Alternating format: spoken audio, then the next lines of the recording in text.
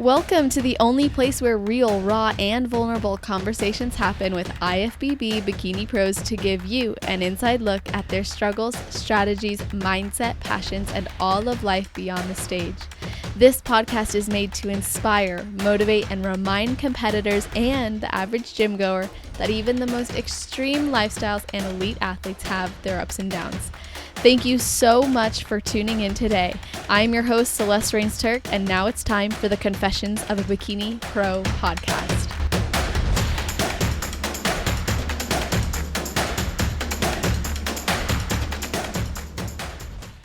Today's athlete is a 60-year-old nurse and mom to 3 children and wife to her husband of 35 years. She went from being a long-distance runner who never stepped foot in the gym to getting into bodybuilding 3.5 years ago and became a pro, I believe, at her first national show before going on to compete in 4 Masters Pro shows, with her most recent one being the Charlotte Pro, where she placed second in Masters over 60 and 6th in Masters over 50. And I'm sure we'll hear even more about this journey throughout the episode. Welcome to the show, Jenean Priest. How are you doing? I'm doing wonderful. Thank you for asking. Yes, of course. And did I get that intro right? Is that your show history? You absolutely did. But actually, I've only done 3 pro shows. Okay. Yeah. But hey, it's all Thank you. good. Well, You're see, very that's why I welcome. like to ask, because I sometimes get it wrong and I wanted to make sure. So before we jump into everything, to give listeners some context, me and you got to meet at the Angel Fashion Show Expo where I contributed. Yes. And your energy is just so awesome. And thank you. Yes, of course. So I'm happy you're here. And I always like to ask, as you know, if there's something you do or think about right before your heel hits the stage. Well, I'm a pretty sociable person, so this may sound kind of odd, but when I'm heading up those stairs, I look in front of me and behind me, and I wish both of those competitors, actually as many as I can see, I wish them the best of luck. And I do. I truly feel that I want them to do their best. And when I'm walking right on that stage, I just say to myself, breathe, relax. This is your time. You got this. And then I hit the stage trying to hopefully remember my routine and look at those judges and do what I'm supposed to do, basically. Definitely understand that. And you've had an impressive run of shows from 2018 to now, and you've continuously improved while maintaining higher placings. And you went from winning the overall at Sacramento in 2019 to pursuing your pro card in 2020 and winning in your first shot. Did you expect that? Actually, that's funny you say that. When I got there, it was a big show. And of course, it was during COVID. And when I saw how many competitors that were there, I was like, oh my, I thought, well, this is going to be a wonderful experience. Didn't expect anything. I thought, wow, these girls are amazing, because nationals is a whole different ballpark. I mean, it's a whole new game. And and then I got first place and 55 overall, and got the overall, and then I got my pro card. And yeah, I was very shocked, ecstatic, and all of that. It was an amazing experience, and a lot of neat women too. It was wonderful. That's really, really cool. I love that you always highlight how important the community aspect is. I remember you had mentioned that in an interview, actually, that was something you really enjoyed, was just meeting people backstage. Yeah, I truly do. I feel that, we're all there for the same reason. We're all there.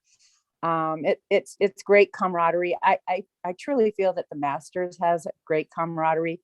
Yes, we all want to win, but in the end, we're all there for the same reason. And I'm just thankful at my age, I'm able to do this and accomplish what I have done. So that really makes me happy.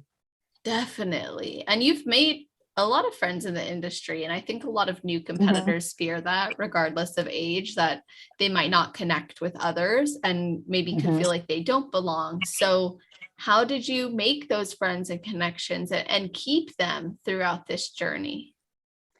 Well, I think, like I said, I'm a very sociable person, and I've always had a lot of support from my family and my friends. And then a lot of times my family can't go with me. So I do have one special friend that's been with me since day one. And she's come with me to my shows, and we just talk with other competitors. I've I've just fell in love with so many competitors, and we stay in touch on Instagram, Facebook, or we talk.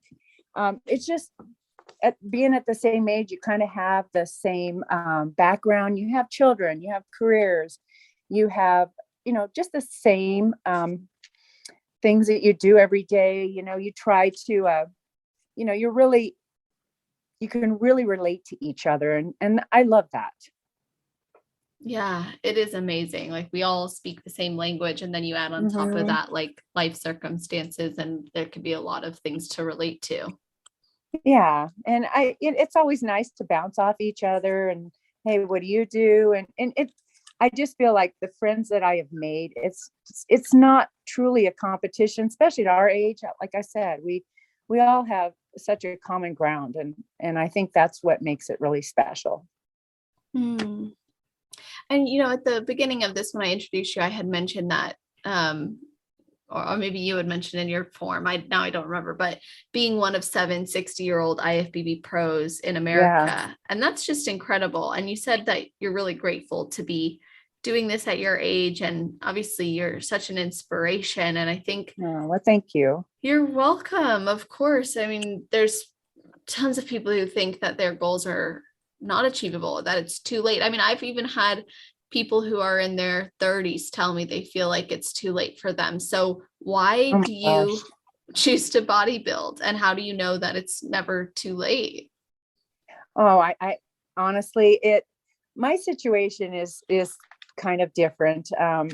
Obviously, I've been a nurse for, oh my gosh, 30 plus years. And of course, I love my job. I love what I do. I've done many different jobs in nursing. Um, and the job that I was doing at the time, of course, like you said, I was a long distance runner, and that was my therapy. I mean, I would go out running, come rain, shine, snows. I mean, I was out there every day. That's just what I did. I loved running. And I was at a flu clinic, and I happened to run into the wife of my coach presently, who owns a gym that they had just opened up, and she came through the line, and I was like, wow. And she's at that time she was an IFBB Pro figure, and I looked at her and I was like, wow, you look amazing. And of course, as a runner, I was very, very thin. I was only like Mhm. 95 pounds, soaking wet, literally. I mean, yeah, Wow. yeah. So she's like, well, why don't you come to the gym? We just opened up a gym. And I'm like, okay.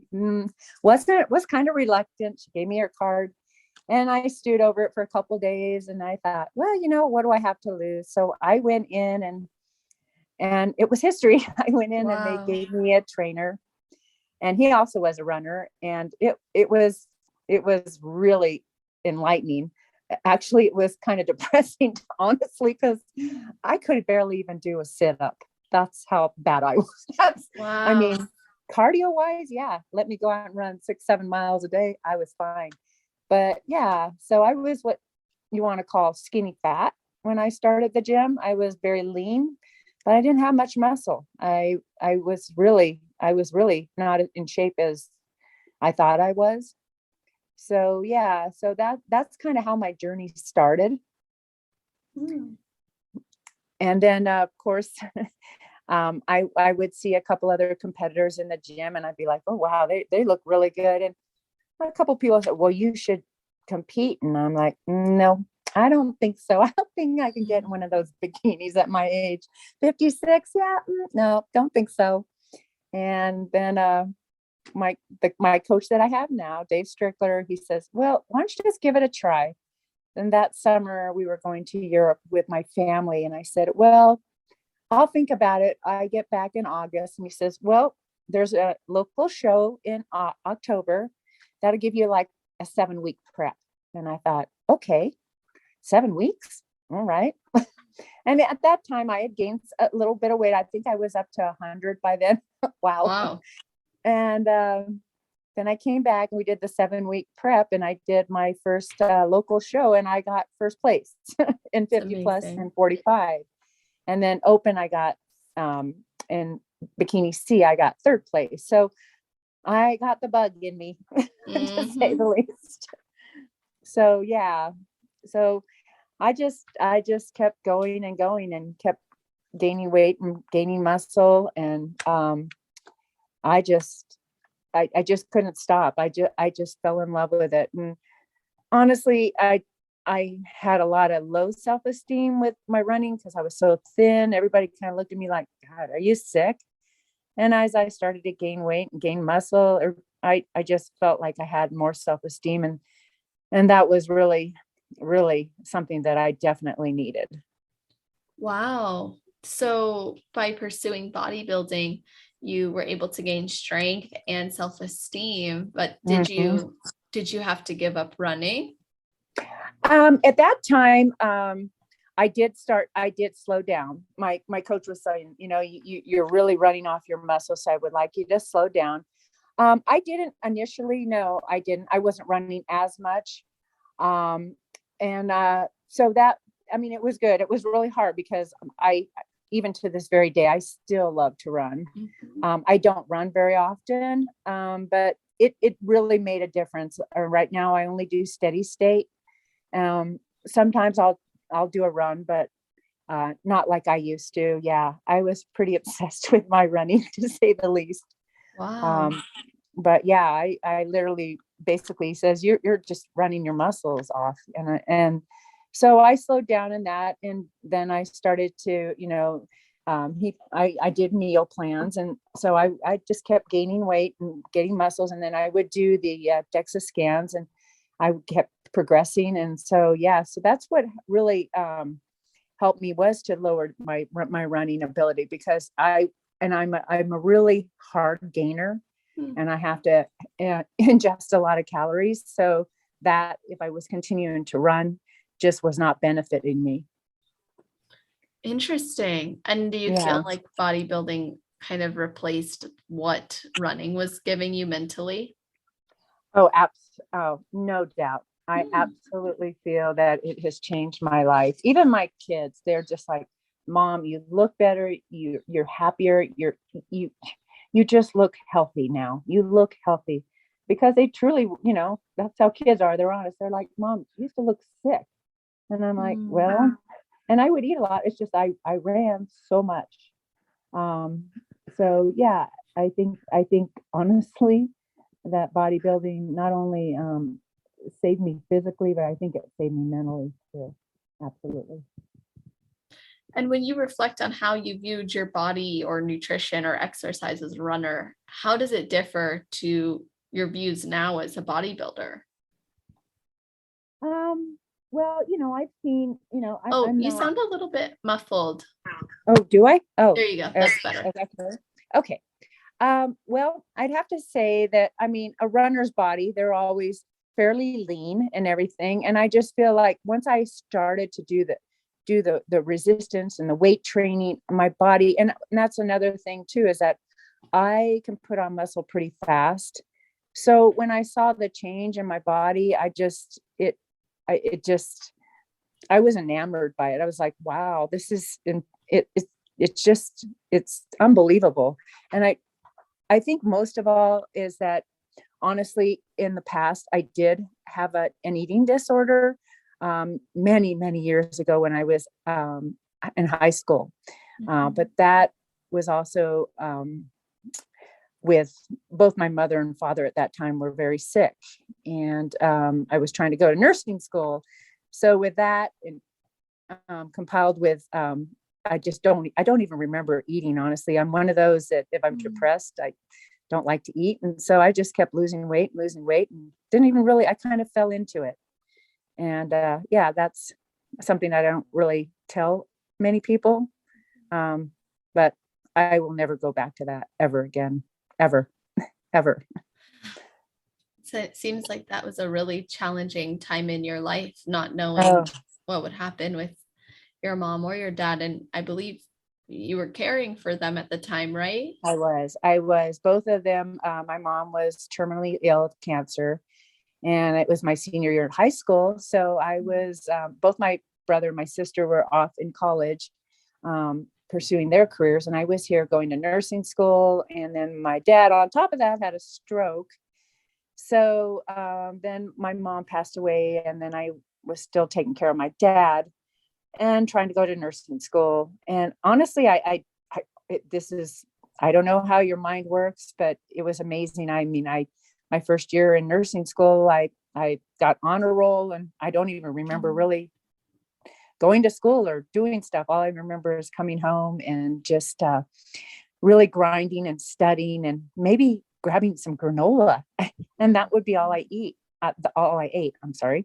But yeah, I got down pretty low until finally my dad had some really good friends that were really worried about me. And I was placed. I mean, I'm not going to sugarcoat it. They said, you need to go and get treatment. And I did. And the doctor at that time says, if you go another week, as we all know, your muscle is a heart. Your muscle is a heart. Your heart is a muscle. Sorry. I picked up what you were putting down. Yeah. And it's like, if you go another week, you're going to go into cardiac arrest. And unfortunately, that's what happens with anorexia is your muscle wasting.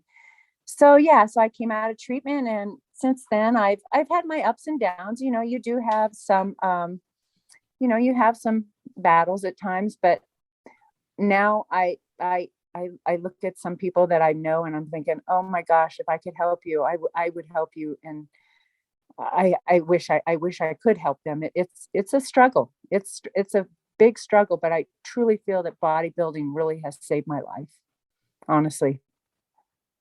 And I truly do. And I mean, I think there's a lot of bodybuilders that their histories of eating disorders, and it's not something to be ashamed of.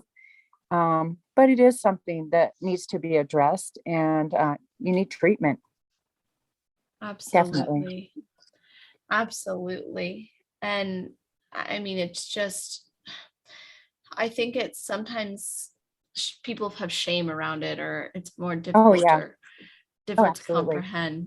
And it sounds like in your case, there was a lot of bereavement happening and stress in your life and things out of your control as well. I don't know if you mentioned this, but was any of it body image related, or was it mainly based on what was happening in your life? I think it was, I think it was a little of both, because I was also a cheerleader. And like I said, I was kind of, it was kind of like a domino theory, so to speak. When I was at cheerleading camp, one of my girlfriends was saying, oh, you can throw up. And I was like, what? Yeah. What are you talking about? And she was telling me, you can do this and that. And she said, oh, I'll show you.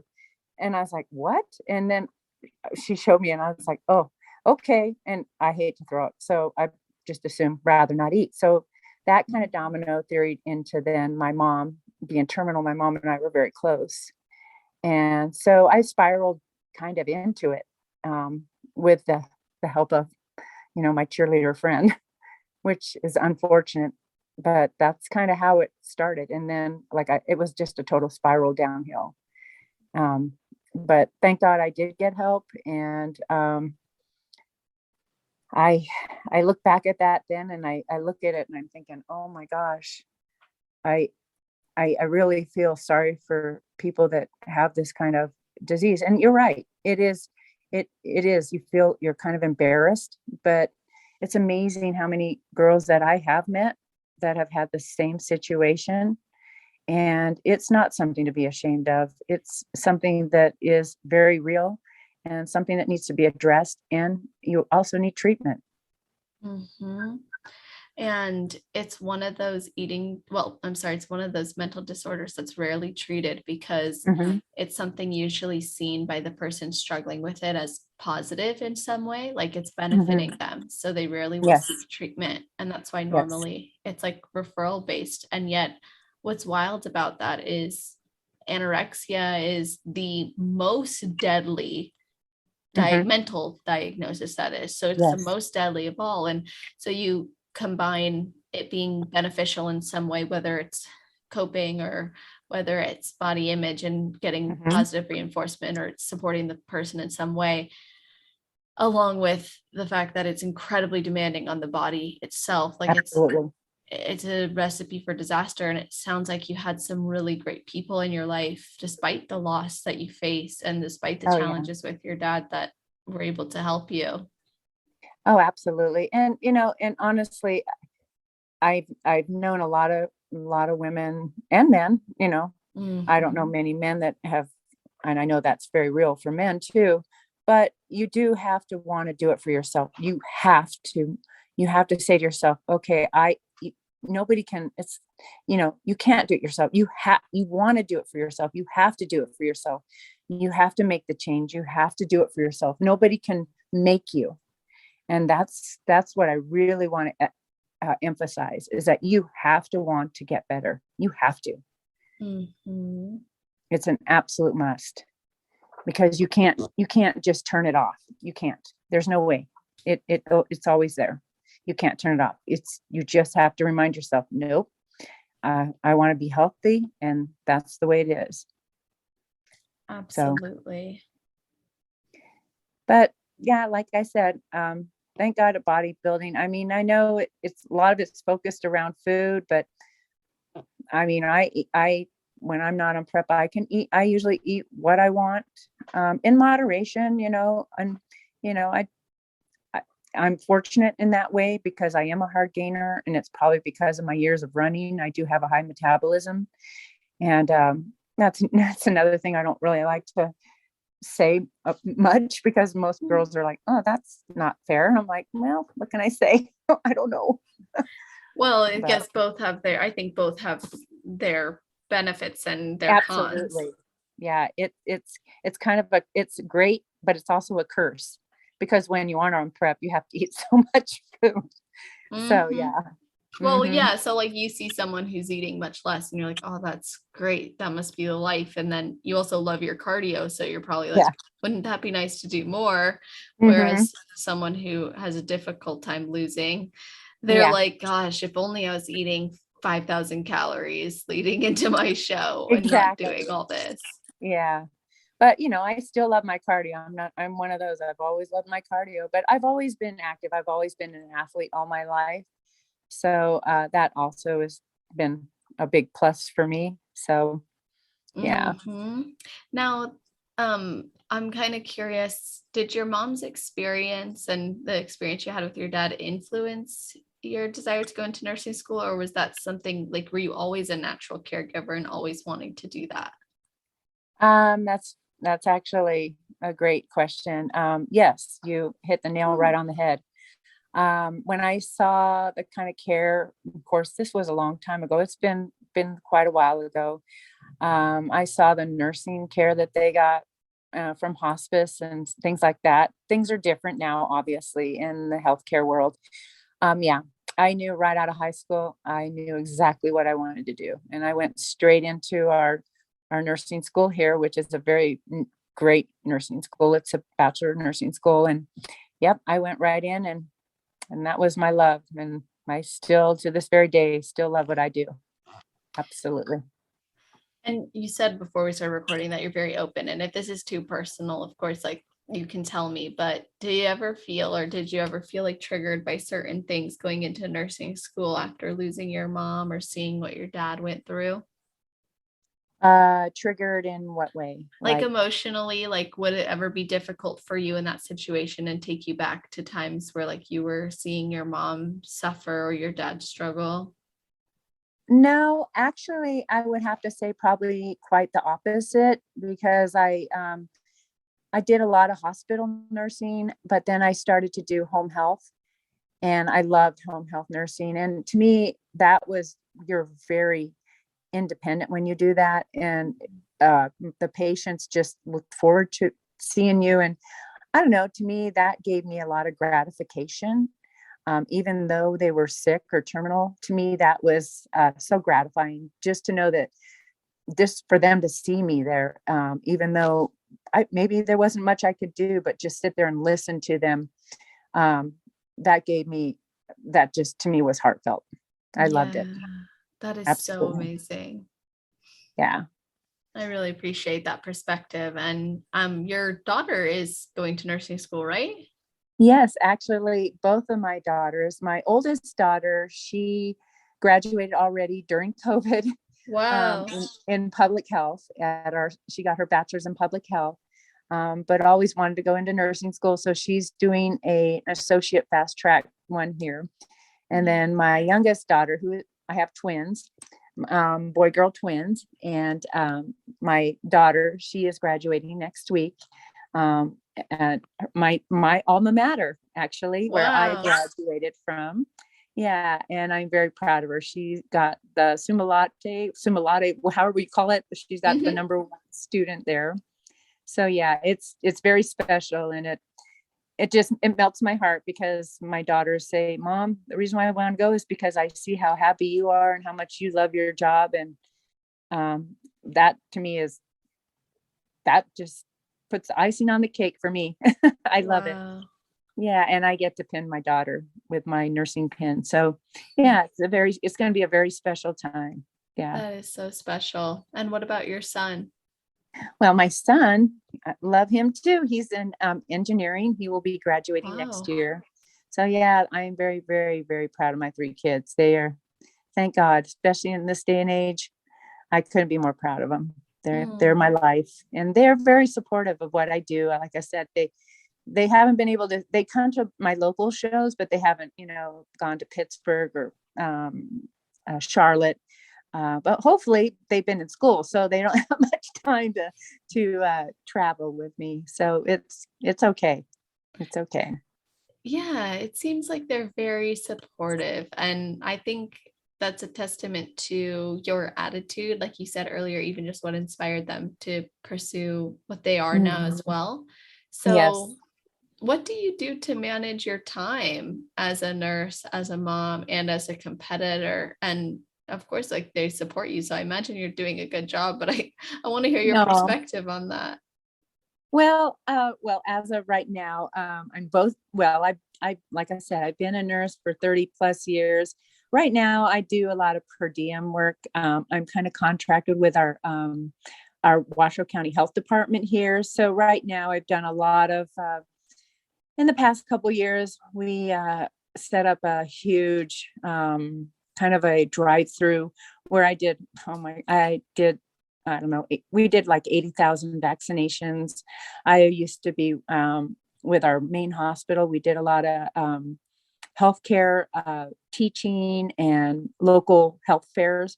It's just a different kind of environment it's kind of a great nursing, no stress, not like the hospitals that I've been there, done that one. So now I just do stuff, and I with my older nurses, we love it. We just kind of like giggle and have fun and do our thing, and we're done. It's very low stress, and it's just a fun environment, and I look forward to doing that. And then as far as the gym, I make time. I get up in the morning, I do my cardio. If I'm not working, then I go to the gym that morning. And of course, I'm always available for my kids, even though they're grown and they don't live at home, but they're home a lot here anyway, like mom, what's for dinner kind of thing. But that's okay. They ask me, Mom, can you do this? Can you do that? So I still, I figured, why not? Pretty soon they'll have their own lives and they'll be gone. Well, not completely, but yeah, I mean, I just try to juggle everything, it works. Do you feel like your life as a mom and as a nurse has prepared you or positively impacted you as an athlete or in your pursuits as an athlete? Yeah, I absolutely do, because I feel like as a nurse, You always have to roll with the punches. You're always up against a lot of different pressures. Not always, but it's always challenging, and it's always something new. And I like that. I like to be challenged. I'm a very competitive person at heart. Um, I just feel, like I said, I think it has given me the compassion. And I think that's probably why I am so sociable. And that's why I like to go to these shows, because meeting other women and just like-minded people, it to me, I think that's what fulfills me. I really enjoy going to the shows. Of course, it's nice when you win, but it's also nice, the camaraderie afterwards and just spending time with them all. Yeah, it's such an amazing thing. I that's how I feel doing these podcasts. Like I'm so Yeah. fulfilled. It's just such a natural and easy conversation. And it's something like I'm imagining there's people listening to this, like doing cardio or dishes or Yeah. driving, and like it's almost like they're here with us, and it's Yeah. just we're all connected. I mean, these last 2 years have been, really tough. And I, I, I just have to look the perspective that every day you just kind of have to be thankful for every day that you have, because you never know. I mean, I also lost my brother a year ago to COVID. Mm. And it puts your whole life in perspective. I've had a lot of ups and downs, but I'm one of those, oh my God, I'm going to cry. But I'm always try to look at the positive side, so to speak. It's, it's not always easy, but that's kind of how I am. I'm a very positive person, and I don't like to be negative. Mm. If that sounds, I mean, it's not always that way, but I try to stay positive. But yeah, life in the last couple of years has affected so many people, and I've seen that, and it's really hard.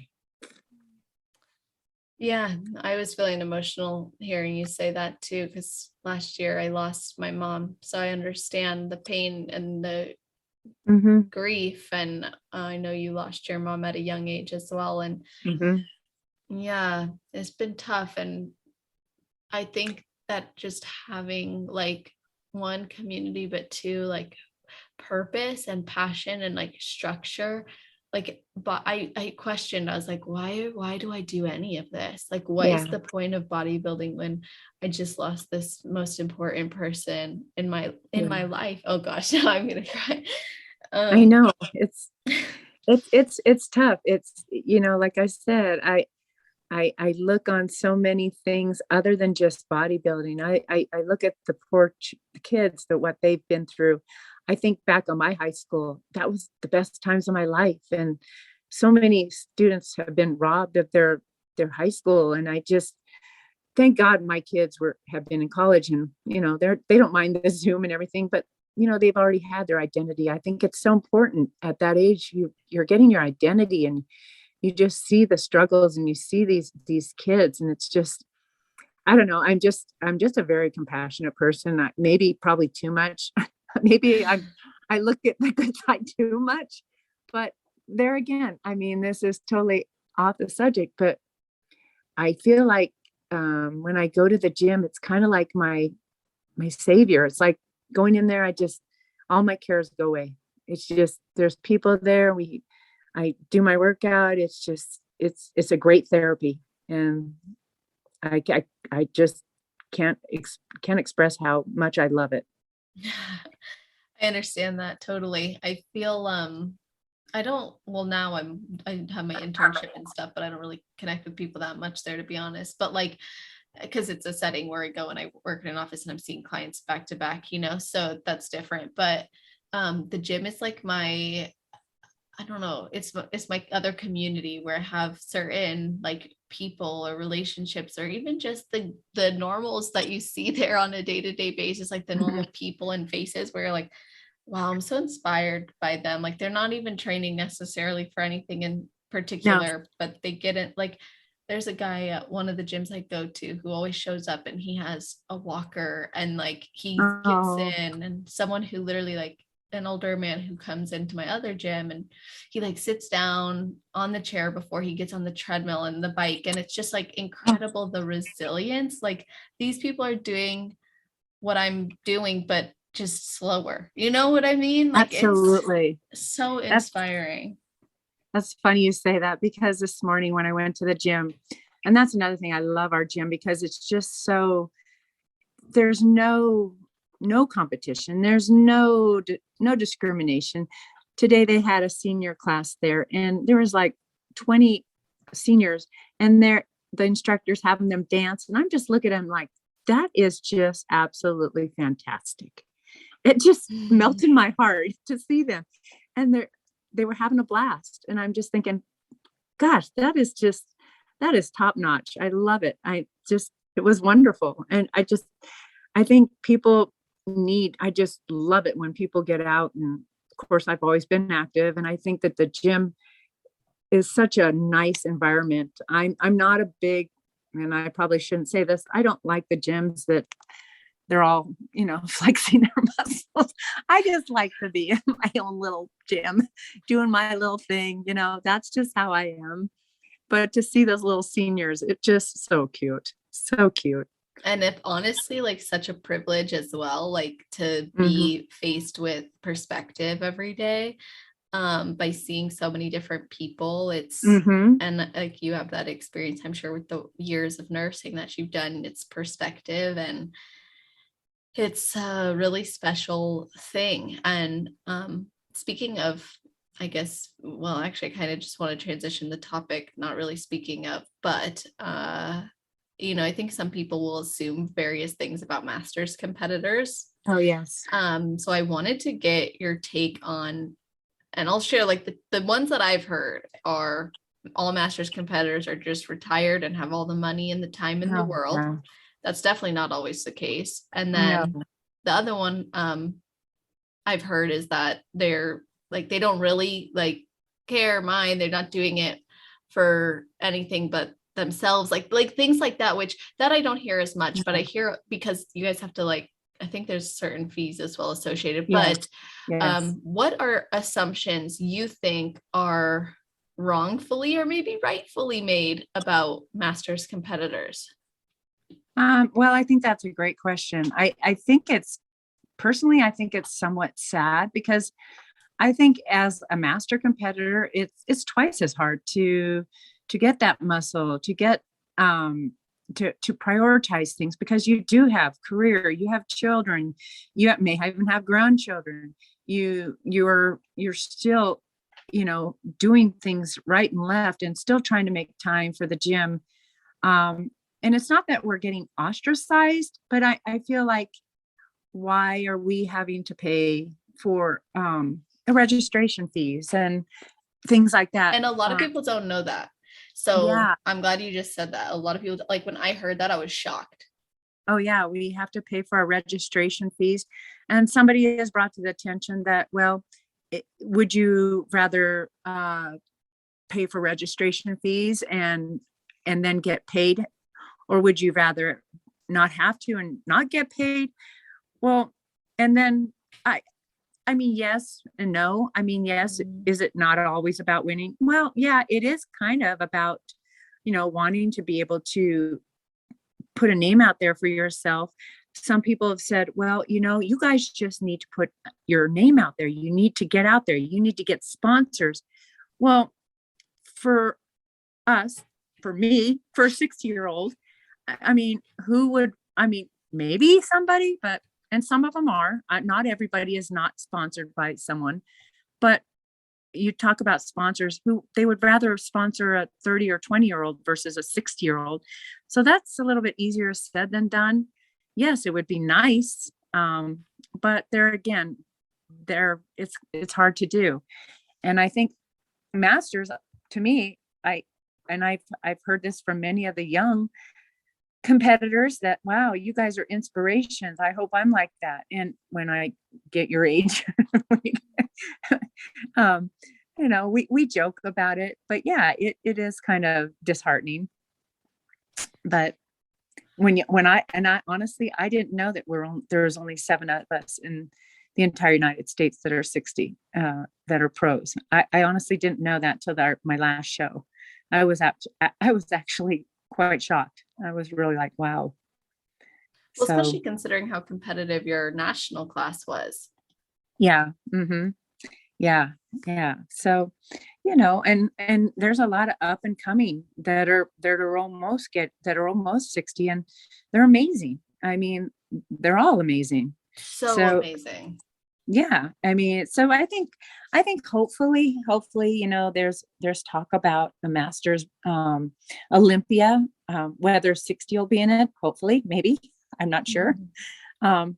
But they do say, a lot of the promoters say, well, if we don't get enough 60-year-olds, or we don't get enough 55, it's not worth us to put the class in. But it depends, I think, why not? It could be good advertising. Absolutely. Absolutely. But you're right. They do say that. I've heard that many a times. Oh, Masters, they're the ones that have the money. They can afford it. So, we'll just, Mhm. we'll make them there. So yeah, it's not really fair, but in the long run, what do you do? I mean, what can you say? So yeah. Mm. Yeah, that's an interesting, um, yeah, that's a interesting place to be at, where you recognize there's something in the industry you don't like, but how do you evoke change or advocate for that change? And I think because it's growing, it's something you guys would probably be able to do. I don't know of anyone who's happy about it. It's like, So okay, so yeah, so I don't think there's a lot of people who are happy about it in the master's division, but it is understandable where some might make the argument for it as well. So that is something not a lot of people know, but maybe by putting it out here on this podcast, there'll be more talk about it as well. Now, do you ever wish there were, or I shouldn't ask if you wish, but do you feel like it hasn't been very competitive, or do you feel like the level of competition, the amount of competition is appropriate and good? Well, I think the competition, it varies, obviously, as you get 60. I mean, it's harder. I mean, you know that we had a 70-year-old at the Angel Fashion Show. Mm-hmm. It is amazing. I just feel like there's more women out there. If they just come out and give it a go, hey, represent yourself. And I do know that Sandy, and the seminars that I have been at, she is a real advocate She about the is. Masters. So I feel that maybe if we could just reach out, and one really nice thing about Charlotte, we did have one competitor who's 60 plus. She could not compete in this last show because she had recently had hip surgery. But she interviewed us and she followed us around, and she's doing like a little kind of like a little mini series about the life of a 60-year-old competitor. That's So cool. that's to be, hopefully that'll be coming out and hopefully be shared, and we'll see. Maybe, hopefully we'll get some respect. I think we do have respect. I think it's just that Yeah, there's definitely I respect. absolutely, and I just feel that we need to get ourselves out there somehow, some way, because I feel we're just as important. Of course. It's still the lifestyle, and you guys have earned your way to the IFBB Pro League, Mhm. and I think you deserve to feel like valued for that as well. Yeah, I agree. I agree. I mean, we have a lot of great promoters. They are doing more 60 plus shows. But there again, if they don't have enough 60 plus competitors, I don't know how far or how much more they will continue to do this if they can't get enough. That makes Um, sense from a business perspective. yeah, and that's exactly, I mean, unfortunately, it's a business, and that's what we all have to remember, that it is a business. But yeah, I mean, even if you go down to 50, that's a big jump, from 60 to 50. So it's you're still somewhat competitive in 50, but it's harder because these girls that are coming up in the pros, the 45 and 50, 55, they're amazing. So it's getting more and more competitive for sure. Did you ever consider competing in the open division? I competed only once in, well, that was one of my first my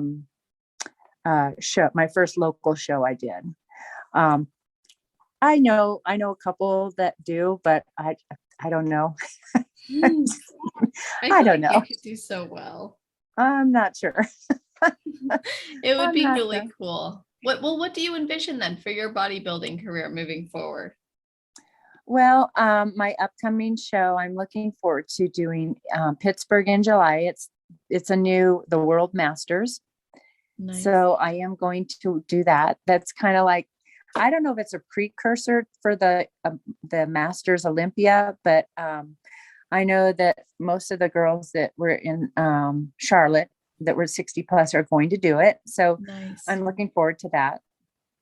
So yeah, that'll be really, really good. It's combined with the Teen Collegiate Masters National show. Nice.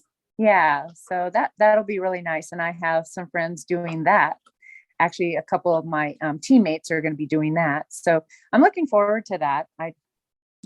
Is the pro show in the same day or is it the next day? No, the Masters pros will go on Sunday. It's like a 3-day show. So maybe some new pro card winners could make their definitely. Oh yeah, absolutely. Yeah. So I think it's going to be a good show. It's in July in Pittsburgh. So yeah, I'm looking forward to that. So that's my next goal.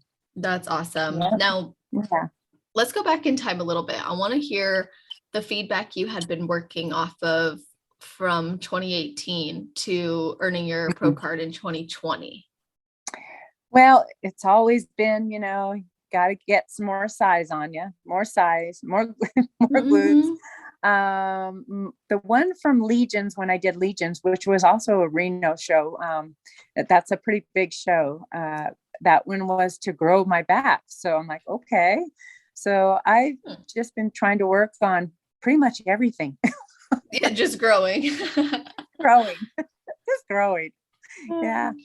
So that's what I've been trying to do with my coach. Yep. Mm-hmm. And you are changing are you changing the way you're training? Are you changing the way you're eating? Like, walk us through what this process for growth looks like. Well, like I said, I'm a little bit different, unique, shall I say. My preps are usually only about 8 weeks. Mm-hmm. Like right now, I'm just eating. I usually eat what I want, but I eat healthy, but I eat mindfully. Yeah. I don't, I try to eat, snack and everything. But when I'm on prep, I'm on prep. I'm on about 2,300 calories a day and a lot of protein. I eat my 5 to 6 meals a day. And I do meal plans. I don't do macros. Meal plans seem to work for me. I'm kind of a creature of habit, so it's okay. And my meal plans, I can adjust, and it's kind of a macro base, but I usually eat pretty much the same. And I do my own meal prep. And I enjoy that because I enjoy cooking. I also enjoy baking, but I can't do that. So that's pretty much what I do. Other than that, I train 2 times a week with my coach at the gym. That's doing legs. So that to me has probably been the most beneficial because he really pushes me. So that's really, really helpful. That's basically how I've really tried to grow my lower body. Definitely. That's awesome. Yeah. So, and then, oh no, go ahead. Oh, like I said, and like, I don't do the running, I do the steady state cardio. And this time he's decreased my cardio. I was doing like 5 days a week. I'm 5 to 6 days with rest days. And, so now I'm decreasing that just so I can maintain some weight. Cause even after I can lose weight fast and I don't know why, honestly. I don't know why. I'm very high strung though. I'm not one to sit still, Celeste. Hmm. I'm not one to sit still. How are you feeling in this interview? Oh no, I'm fine. I'm good. I'm good. I'm really good. That's awesome. Yeah, I mean, you have a really demanding job as well. You were always an athlete, and everyone's body can be so different. And it sounds like you and your coach have really learned yours. Yes, definitely. Yeah, I remember when I first started with him, and he's like, all right, I'm going to put you on 1,400 calories. And I said, He's like, no, that's what you need to be on. I'm like, And I remember being on a week and I dropped he's like, whoops, I guess I stand corrected. I'm like, yes. He's like, nope, can't do. I'm like, no, you can't. We can't. Your body probably just looked so depleted. Oh yeah. I was like, can't do. He's like, all right, you win. So how do you feed into shows? Do you tend to have to eat a lot going into them, or are you more moderate and just maintain what you were currently doing? Yeah, I cruise into prep, into peak week. We don't do a whole lot of manipulation. And I feel that's what a lot of coaches do. If you have to do anything really crazy during peak week, I just feel like you never know how your body's going to respond. So we pretty much do the same thing. We might try a few other things just because I have a tendency to get bloated at times, especially if I'm traveling. That's a real problem. How do you mitigate that? Well, I haven't. That's like I said, that's a problem because I'm always the fiber and everything like that. So we're going to try some new things. Not sure exactly what yet, but I still drink my gallon plus of water, probably manipulating some carbs, things like that. So we're gonna have to try some tests, do some different things. Unfortunately, I do get stopped up from traveling. That's just how I am. Also with everything else that I've had during my bodybuilding, last February, let's see, was it 2021? I had major pelvic floor surgery. So that time I was told I would never be able to even go back to bodybuilding, that I could not do that. And so that to me, that was so depressing. Fortunately, after 7 weeks of pretty much doing nothing, I went for my follow-up appointment and my gynecologist says, you're healed. I'm like, really? She says, you can go back to doing whatever. And I'm like, okay.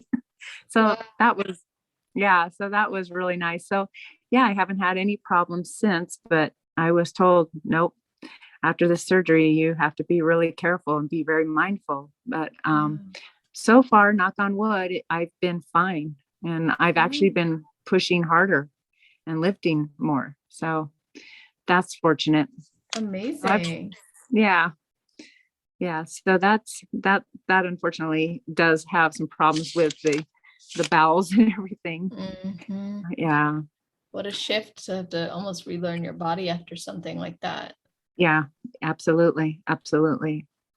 I'm traveling for my first show soon, and I'm a little nervous about how I'll respond digestively. Although when I've traveled in the past, I haven't had issues, so I think it should be okay. But it is something I'm like, we'll see.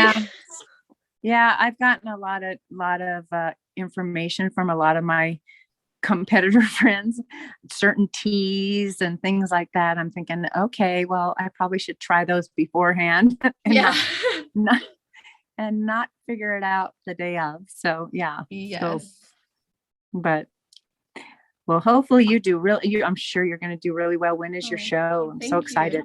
The first one's May 21st. And then after that, I'm aiming for the 11th of June and then the 25th of June. And then USA's, I got to requalify. So that's the goal.